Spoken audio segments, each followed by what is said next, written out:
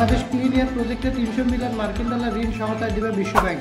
অন্তর্বর্তী সরকারের পরিবেশ, বন ও জলবায়ু পরিবর্তন মন্ত্রণালয় ও পানি সম্পদ উপদেষ্টা সৈয়দা রিজওয়ানা হাসান এ তথ্য জানিয়েছেন।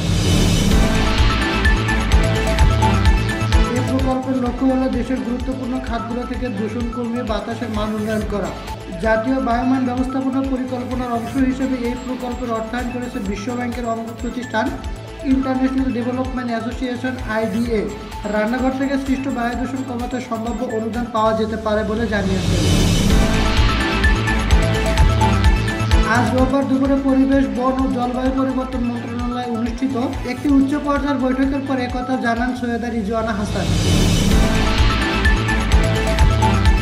বৈঠকে উপস্থিত ছিলেন বিশ্বব্যাংকের দক্ষিণ এশিয়া অঞ্চলের ভাইস প্রেসিডেন্ট মার্টিন রাইজার এবং বাংলাদেশে নিযুক্ত বিশ্বব্যাংকের কান্ট্রি ডিরেক্টর আব্দুল্লাহ শেখ। ইসলাম, স্কাই চ্যানেল।